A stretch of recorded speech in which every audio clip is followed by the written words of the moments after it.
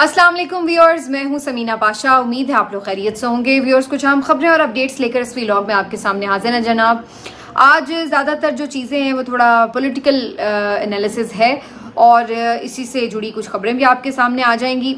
एक तो बड़ी कोशिश है, बड़ी ज़ोरदार किस्म की कोशिश है इस हुकूमत की कि किसी भी तरह ये साबित किया जाए कि परफॉर्मेंस बहुत अच्छी हो गई है। और ख़ास तौर पर जो प्रोजेक्शन दी जा रही है वो पंजाब हुकूमत को दी जा रही है कि जी पहले 100 दिन की जो कारकर्दगी है मरीम नवाज़ की, उसके ऊपर किसी तरह मुख्तलिफ तरीक़ों से ये एक परसेप्शन बिल्ड की जा सके कि जी बड़ी ज़बरदस्त परफॉर्मेंस है।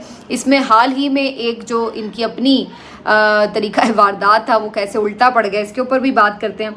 फिर आजकल एक और बड़ी इंटरेस्टिंग बात है कि जहाँ एक तरफ PMLN ये कोशिश कर रही है कि ये फॉल्स किस्म की प्रोजेक्शन की जा सके, तो वहीं बहुत आपको नज़र आ रहा होगा कि सोशल मीडिया पर PMLN के अपने हामी लोग जो हैं वो बहुत ज़्यादा तनकीद करते हुए नज़र आ रहे हैं। और ख़ास तौर पर जो अभी हाल ही में बिजली के बिलों का इशू है, जो महंगाई का इशू है और जो बजट में मुख्तलिफ मराहत दी गई हैं, मुख्तलिफ जो आपको नज़र आता है पोस्टिंग्स में अफसरान के लिए जो खर्चे किए जा रहे हैं, ये सब के ऊपर बड़ी तनकीद कर रहे हैं ख़ुद PMLN के लोग, विच इज़ गुड। वैसे एनीवेज़ कि आप किसी भी पार्टी से ताल्लुक़ रखते हों, PTI वालों को भी चाहिए कि वो बिल्कुल अपनी हुकूमतों के ऊपर नज़र रखें, तनकीद करें। पीपल्स पार्टी वालों को भी चाहिए और इसी तरह PMLN वालों को भी चाहिए। ये नहीं है कि आप अंधे सपोर्टर्स बन जाएं और उसके बाद आपकी पार्टीज़ जो भी हैं, आपकी फेवरेट पार्टीज़, वो कुछ भी कर रही हैं तो आप उनको खुला लाइसेंस दे दें कि जी ठीक है, हर चीज़ का आपने अंधे और गूंगे बहरों की तरह दिफा ही करना है। लेकिन क्या ये इतनी ही सादा बात है या इसके पीछे कुछ और भी है? इसका एक कंप्लीट एनालिसिस आपके साथ शेयर करेंगे।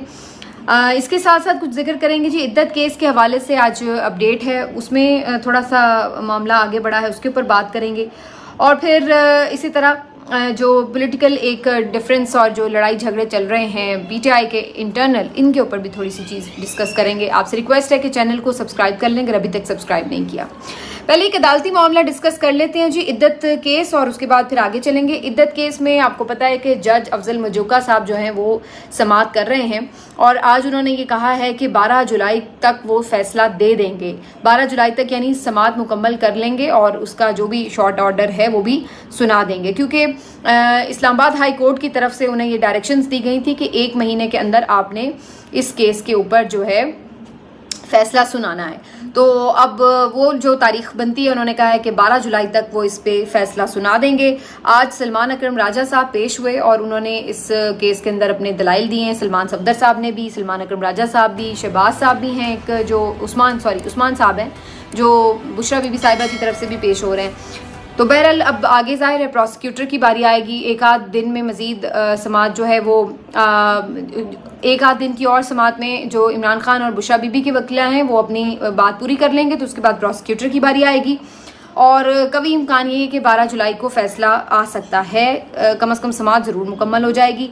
अब ये है कि 8 जुलाई तक फ़िलहाल इसकी मजीद समाअत मुलतवी की गई है और अब देखना यही है कि इस केस में क्या होता है। अच्छा, इसमें अब एक चीज़ जो और नज़र आ रही है वो ये कि बुशरा बीबी साहिबा की अलकादिर ट्रस्ट केस में भी ज़मानत हो चुकी है, तो बज़ाहिर ये लग रहा है कि अगर यहाँ पर सज़ा ख़त्म होती है तो बुशरा बीबी साहिबा की तो रिहाई हो जाएगी, क्योंकि वो फिर किसी और केस में गिरफ्तार नहीं होंगी। लेकिन इमरान खान साहब के मामले में अभी मामला कुछ और हो सकता है, क्योंकि ये भी बिल्कुल एक्सपेक्टेड है कि किसी और केस में उनको गिरफ्तारी डालकर अंदर ही रखा जाएगा और ये भी हो सकता है कि उनके लिए फ़िलहाल सज़ा भी ना ख़त्म की जाए, ये भी बिल्कुल मुमकिन है। तो बहरहाल लेट्स सी कि इसके ऊपर क्या होता है। लेकिन अब ये मामला 8 जुलाई तक चला गया और उसके बाद 12 जुलाई तक काफ़ी इम्कान है कि इस केस की भी सामने आ जाएगी हियरिंग। अच्छा, इस तरह से आप ये कह सकते हैं कि जो अगले 1-2 हफ्ते हैं जुलाई के, उसमें 2-3 अहम मामलात के ऊपर फैसले आने हैं। एक तो इद्दत केस का फैसला आना है, फिर मखसूस नशिस्तों के केस का फैसला आना है। 8 जुलाई को ही समाअत फिक्स की गई है मिलिट्री कोर्ट्स के हवाले से, उसके ऊपर भी जाहिर है कहीं ना कहीं 1-2 समाअतों में बात लगेगी, तो समझ आ रही होगी कि क्या सूरत हाल बनती है। अगर फ़ौरन ही कोई इसके ऊपर सस्पेंड कर दिया जाता है मामले को, तब भी अगर नहीं किया जाता तो उसके फौरी असरात होंगे। तो अगले जो 2-3 फैसले आने वाले हैं 2-3 हफ्तों में, वो उसके काफ़ी दूररस असरात जो हैं वो हमें आते हुए नज़र आ रहे हैं। और इसके अलावा जो एक और अहम केस अब फिक्स हो चुका है समाअत के लिए, वो है जी 4 जुलाई को जो कल समाअत होगी, और वो केस है जो ट्राइब्यूनल्स में रिटायर्ड जजेस को लगाने के हवाले से।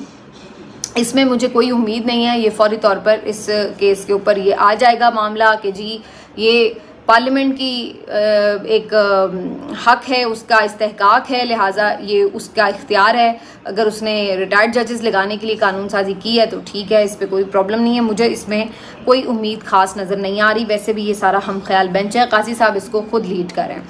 अब जी आ जाते हैं ज़रा पॉलिटिकल एनालिसिस की तरफ। आपने देखा होगा कि कुछ टिकटॉकर्स को ख़ास तौर पर, कुछ एक्ट्रेस को और कुछ इवन सहाफ़ियों को भी ये मैंने देखा कि ख़ास तौर पर जो मरीम नवाज़ की 100 दिन की कारकर्दगी है उसके हवाले से शायद उनसे रब्ता किए गए और उन्होंने फिर कुछ वीडियोस बनाई और उसके बाद उन वीडियोस को जो है PMLN ने काफ़ी प्रमोट करने की कोशिश भी की। इनमें बहुत सारी वीडियोज़ आप देख सकते हैं। सहाफ़ियों में भी बहुत सारे सहाफ़ियों ने की। नसरुल्लाह मलिक साहब की मैंने देखी, नजम वली खान साहब की देखी, मुनीर फ़ारूक को भी मैंने देखा कि काफ़ी वो प्रेज़ कर रहे थे मरीम नवाज़ साहिबा के हवाले से। इसके साथ साथ एक्ट्रेसेस में भी मैंने देखा जिसमें उर्वा हुसैन भी थी, मिकाल खान थे और कुछ और भी एक्ट्रेसेस थे। वैसे मैं ज़्यादा ड्रामे इतने नहीं देखती तो इसलिए मुझे बहुत ज़्यादा लोगों का इतना नाम वगैरह कम ही पता है। इसके साथ टिकटॉकर्स भी हैं जी जिनको अप्रोच किया गया। मैं टिकटॉक पे भी उस तरह से नहीं देख रही होती कि क्या मामला चल रहे हैं, लेकिन थोड़ी बहुत ज़ाहिर है नो हाउ तो होती है। तो इसमें भी मुख्तलिफ टिकटॉकर्स को भी इंगेज किया गया और उनसे भी वीडियोस बनवाई गई। अच्छा, मैं यहाँ पे ये कह दूँ कि जो लोगों ने वीडियोस बनाई हैं, मुझे नहीं पता कि उन्होंने अपनी चॉइस से वीडियोस बनाई हैं या उन्होंने पैसे लिए हैं या उन्होंने कर्टसी में वाकई ही वो समझते हैं कि ऐसा ही है। बिल्कुल हो सकता है कि जो दोनों सहाफ़ी जिनका मैंने जिक्र किया वो वाकई समझते हो कि मरीम नवाज़ साहिबा की कारकर्दगी ज़बरदस्त है, ये उनका हक़ है, वो समझ सकते हैं।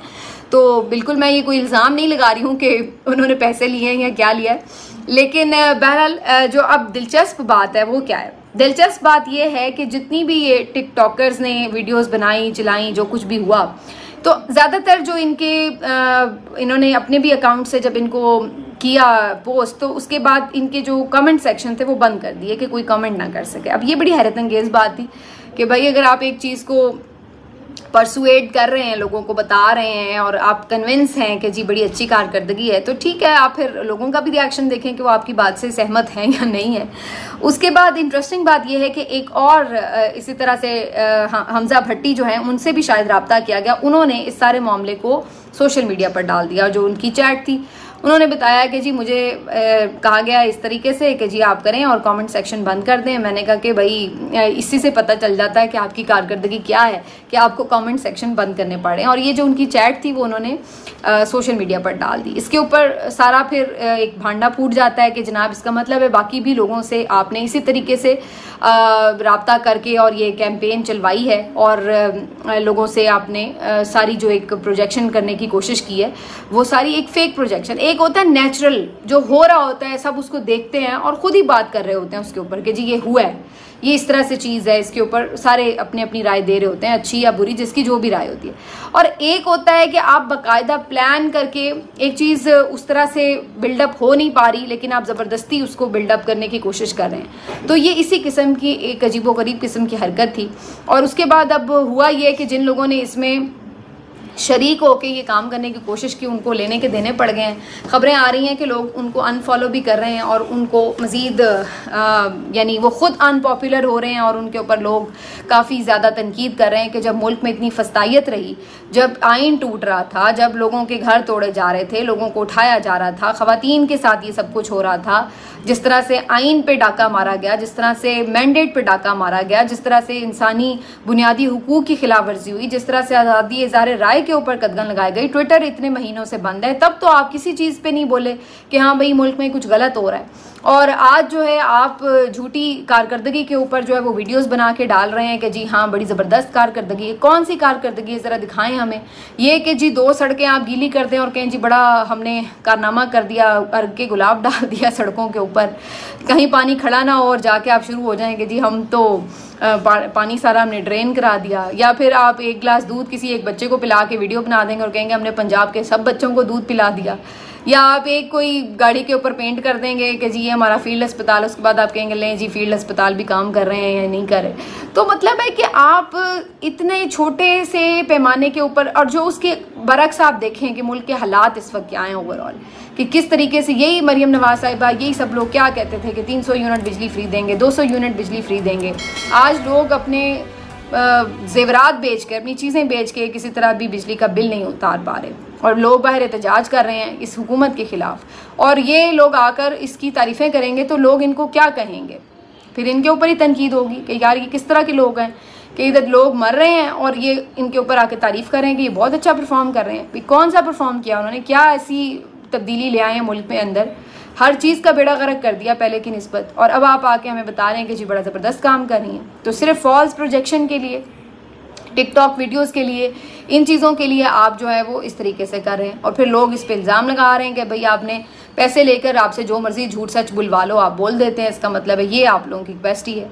जहाँ सच बोलने की बारी आई तो आप लोग कह देते हैं कि जी एक्टर्स जो होते हैं वो तो नॉन पॉलिटिकल होते हैं, ए पॉलिटिकल होते हैं, हम किसी की साइड नहीं लेना चाहते, चले ना लें आप साइड, लेकिन फिर कम से कम आप ये भी ना करें जो गलत हो रहा है उसको सही और सही को गलत तो ना बनाने की कोशिश करें फिर। तो इसके ऊपर अब वो सारे जो लोग जो इस कैंपेन में किसी भी तरह इन्वॉल्व थे, अब उनको अपनी पड़ गई है, इस तरह की सूरत हाल है। दूसरी तरफ अब ये देखें कि पीडीएम के जो अपने काफ़ी करीब के लोग हैं वो तक भी बड़ी तनकीद करते हुए नज़र आ रहे हैं कि जनाब ये हो क्या रहा है मुल्क में बिजली के बिलों के हवाले से। जैसे आपने तलत हुसैन साहब को सुना होगा जो कह रहे थे कि जी वोट ना दें आप आइंदा पीएमएलएन को, जैसे पहले कौन सा वोटों से मुंतखब हुए। अच्छा, उसके बाद फिर मैं और कई लीगी सहाफ़ियों को मैं देख रही थी, कुछ ऐसे भी हैं जो मियाँ नवाज शरीफ साहब को जगाने की कोशिश कर रहे थे कि मियाँ साहब आप क्यों खामोश हैं, हम तो आपको देख के वोट दे के आए, हमने तो आपकी बात पर यकीन किया आप मुल्क की तकदीर बदलेंगे, चौथी बार वज़ीर आज़म बनेंगे तो पता नहीं क्या कर देंगे, तो आप खामोश हैं, आपके सामने ये इस तरह का बजट बनाया इन्होंने और आप हैं कि खामोश हैं। फिर कुछ इनके सोशल मीडिया एक्टिविस्ट भी हैं जो इससे पहले हमें बहुत ज़्यादा गालम गलोच करता नज़र आ रहे थे पीटीआई के ऊपर, वो तो अभी भी जारी है, लेकिन साथ में पीएमएलएन को भी अब रगड़ा दे रहे हैं और बता रहे हैं कि जी एडवोकेट जनरल जो हैं उनकी 35 लाख तनख्वाह लगा दी, इतने फ़ोन उनको ले दिए, जो पाकिस्तान के ये पंजाब के ख़ास तौर पर जो आला अफसरान हैं उनके लिए इतनी गाड़ियाँ मंगवा ली गई हैं, इतने करोड़ों रुपए की इमारत हैं, ये वो वगैरह वगैरह, टिकट इनके अरकान असेंबली के लिए जो फ्री टिकट्स हैं वो बढ़ा दिए गए हैं, तनख्वाहें बढ़ा दी गई हैं, ओवरऑल तज़ीन व आराइश के पैसे बढ़ा दिए गए हैं।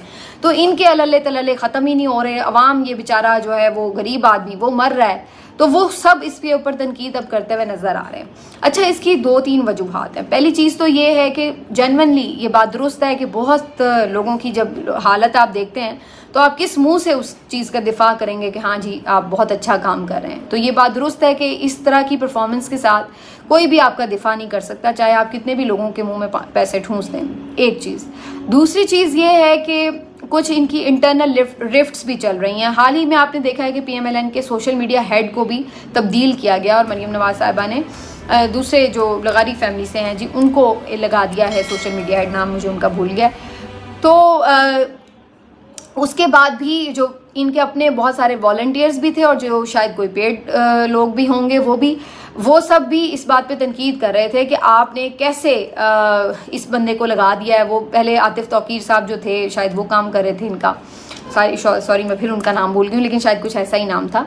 तो उसके ऊपर भी तनकीद हो रही कि जो पहले वाले हेड थे वो बेहतर काम कर रहे थे और आप जो हैं आपने इनको चेंज कर दिया है। तो ये एक ग्रुपिंग जो इनकी अपनी उसमें है उसकी वजह से भी लोग खुश नहीं हैं। तो इसलिए भी जो बहुत सारे ऐसे इनके सोशल मीडिया एक्टिविस्ट थे वो भी ज़्यादा एक्टिव होकर उल्टा तनकीद शुरू कर चुके हैं ताकि इनको डिस्क्रेडिट किया जाए कि देखें जी जो मौजूदा सोशल मीडिया पीएमएलएन का है वो तो पहले से भी गया गुजरा है। वरना तो ये हमेशा ही कहते हैं कि पहले वाला भी कोई खैर ऐसा तो नहीं था कि पीटीआई का मुकाबला कर सके, लेकिन फिर भी कुछ ना कुछ वो कर रहा था अपने तौर पे। अब उनका ये ख्याल है कि वो बिल्कुल ही पहले से भी ज़्यादा बेड़ा गर्क हो गया, तो वो इसलिए भी जानबूझकर इस सोशल मीडिया के हवाले से इस चीज़ को सारा डिस्क्रेडिट भी कर रहे हैं।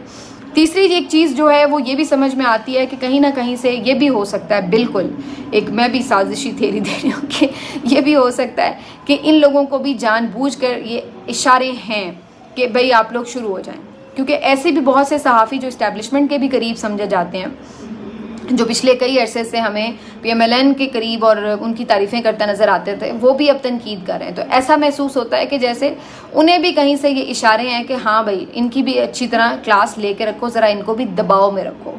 तो ये याद रखिए कि जब भी ग्रेटर गेम्स होती हैं तो कहीं ना कहीं पे कुछ पत्ते अपने साथ अपने हाथ में रखे जाते हैं जिनको किसी भी वक्त यूज़ किया जा सकता है। तो ये इस तरह की भी एक चीज़ हो सकती है कि जानबूझकर इनके ऊपर भी प्रेशर बढ़ाने के लिए इस किस्म का हमें एक इन्वायरमेंट नज़र आ रहा है कि इनको भी अपने हाथ में अगर रखना है कि ये भी ज़्यादा इधर उधर ना हों और मुख्तलिफ मामलात में ज़्यादा अपनी मर्जी ना कर सकें, तो इनके ऊपर भी प्रेशर बढ़ाते हैं ये इस तरह की हरकतों से। तो ये भी एक बिल्कुल सोची समझी एक टारगेटेड कार्रवाई भी हो सकती है।